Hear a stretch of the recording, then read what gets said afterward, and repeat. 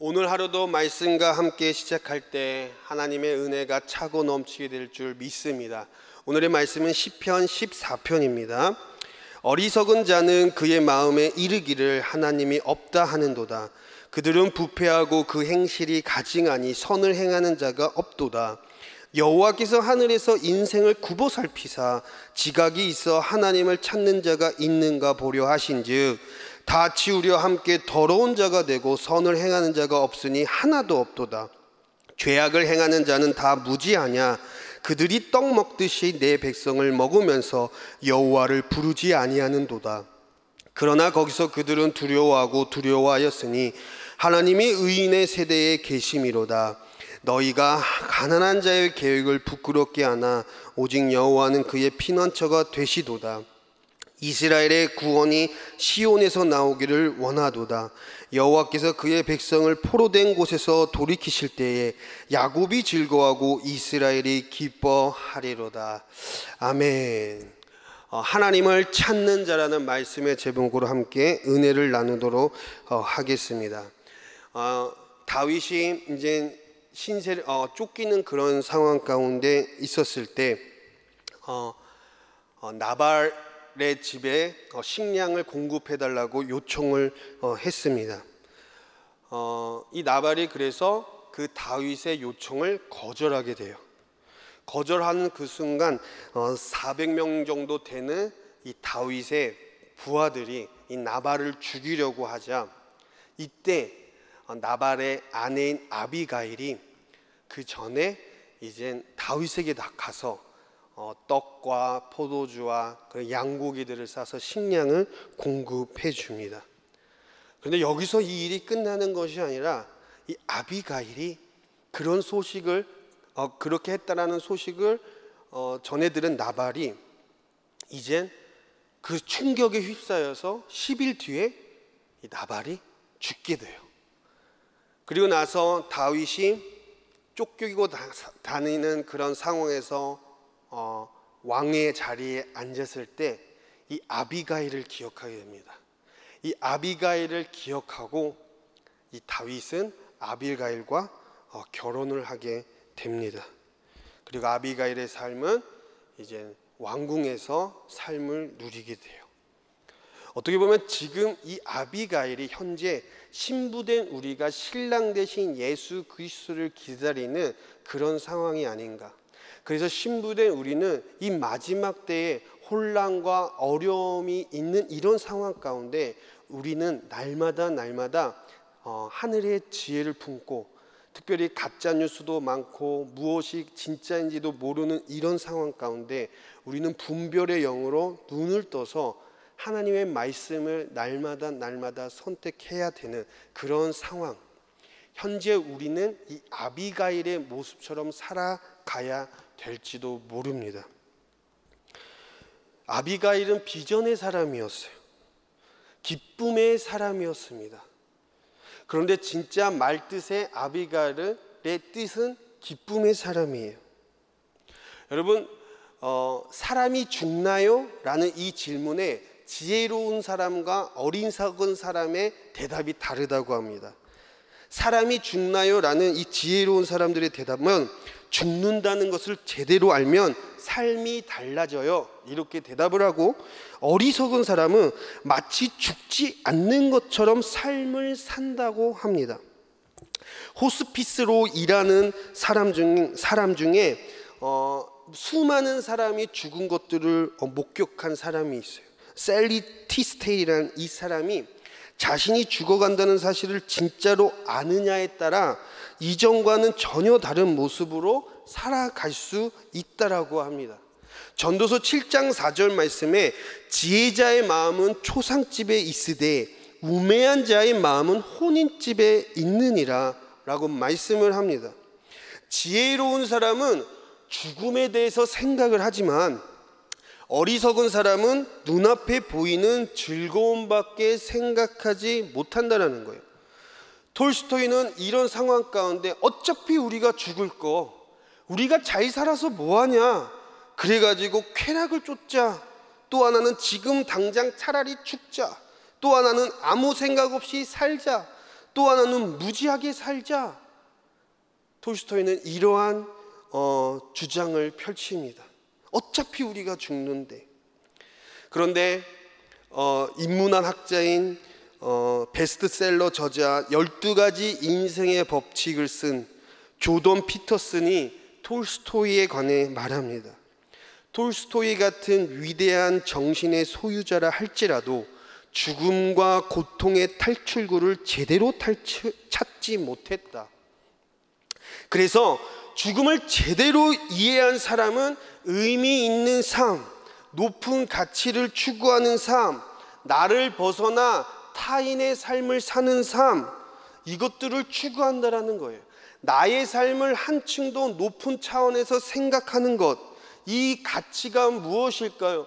믿음, 영적인 생활, 영원한 것들을 추구하는 것, 이것을 우리가 추구하며 살아갈 때 우리의 삶은 풍요로워진다.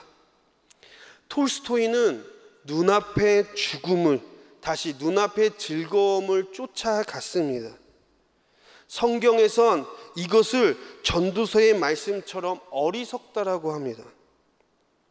나발도 눈앞의 즐거움, 현재의 상황을 바라보고 쫓아가서 다윗의 요구를 거절했어요. 지금 쫓기는 신세인데 내가 너를 도와줘서 뭐하냐? 내가 지금 너에게 투자해서 뭐하냐? 나발은 몰랐던 거예요. 나발은 비전의 사람이 아니었던 거예요. 오늘 말씀 가운데 본문 1절은 어리석은 자에 대해 나옵니다. 그런데 이 어리석은 자에 대해 성경 원어를 보면 신기하게도 나발이에요. 나발의 뜻은 어리석다입니다. 눈앞의 상황과 이익과 쾌락을 쫓는, 비전을 볼 줄 모르고 기쁨의 근원이 어디서 나오는지 모르는 그 어리석은 자를 오늘 본문 1절은 뭐라고 말씀합니까? 어리석은 자는 그의 마음에 이르기를 하나님이 없다 하는도다. 그들은 부패하고 그 행실이 가증하니 선을 행하는 자고 없도다. 이 어리석은 자는 이 단어를 깊이 들여다보면은 모든 정서, 지혜, 이성, 분별력 이런 수액들이 다 빠져나간 상태를 어리석다라고 말합니다. 완전 우리가 물을 먹지 않으면 어떻게 됩니까? 탈수 현상이 일어나지 않습니까? 그런 탈수 현상의 상태, 그런 상황의 증상들이 뭐라고 나타난다고 말씀합니까? 하나님이 없다, 부패하고 그리고 가증하다, 선을 행하는 것이 없다. 이게 어리석은 자라는 거예요. 마태복음 7장 말씀을 보면은 집 짓는 자들 가운데 어리석은 자와 지혜로운 자가 집 짓는 게 나타나요. 모양새는 다르지가 않아요. 똑같은 집이에요. 그런데 바람이 불고 폭풍이 불었을 때 얼마나 잘 지었냐 보다는 어느 기초 위에 두었냐, 이게 중요한 거 아닙니까? 모래 위에 두었냐, 반석 위에 두었냐, 무언가 행위의 싸움이 아니라 기초의 싸움이다, 이 말입니다. 인간의 생명 가운데에 누구의 숨결이 우리 안에 있습니까? 인간의 생명 안에 누구의 호흡이 들어가 있습니까? 하나님이 인간을 창조하셨을 때 하나님의 호흡을 넣으셔서 우리 인간에게 다시 한번 살아날 수 있도록 생명을 공급해 주시는 그 하나님, 우리는 날마다 그래서 하나님의 기초 위에서 우리는 살아가야 하는 거예요.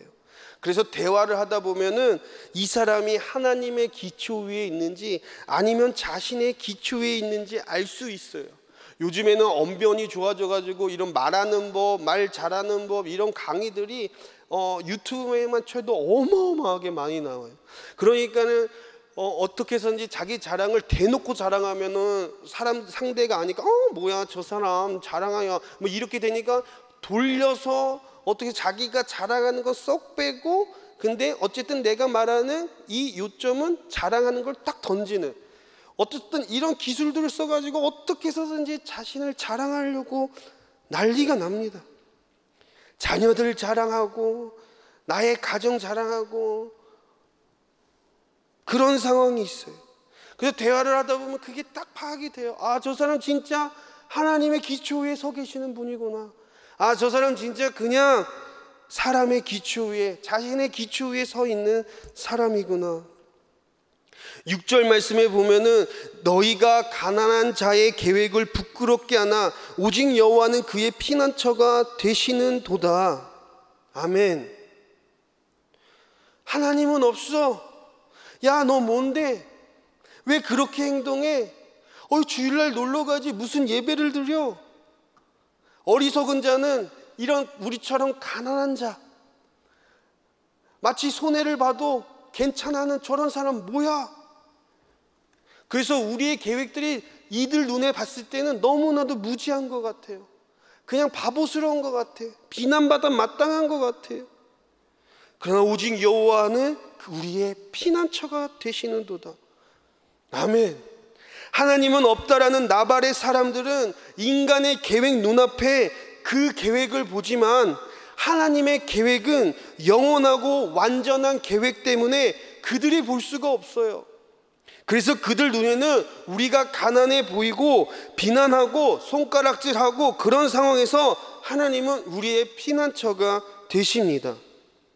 월요일에 말씀을 나눈 것처럼 우리가 죄의 공간을 피난처로 삼는 것이 아니라 하나님이 우리의 피난처로 삼아야 한다라는 것.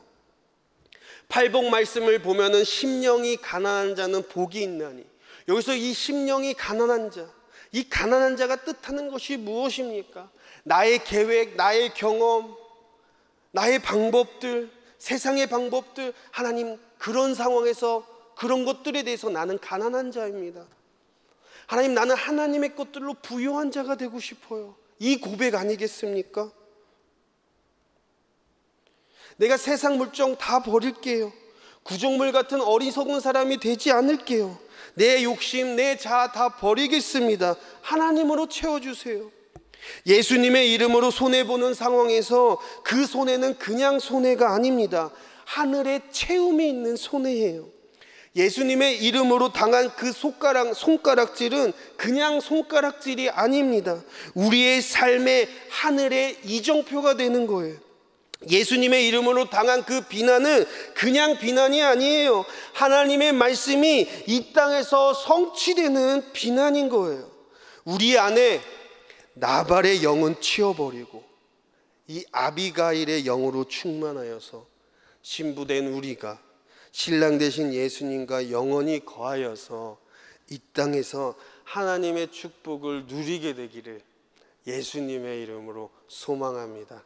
기도합니다. 주님, 우리의 생각 가운데 어리석은 생각들을 틈타지 못하도록 날마다 하나님의 생각을 끄집어냅니다. 우리 안에 아비가일의 영으로 충만하게 하여서 주님 오시는 그날까지 지혜자로서 살아갈 수 있도록 축복하시고, 또한 무엇보다도 이런 상황 가운데 우리가 무엇을 선택해야 될지 분별의 영으로 우리 안에 감싸주심으로 말미암아 우리가 살아있는 하나님을 높여드릴 수 있도록 주님 인도하여 주옵소서. 예수님의 이름으로 기도합니다. 아멘.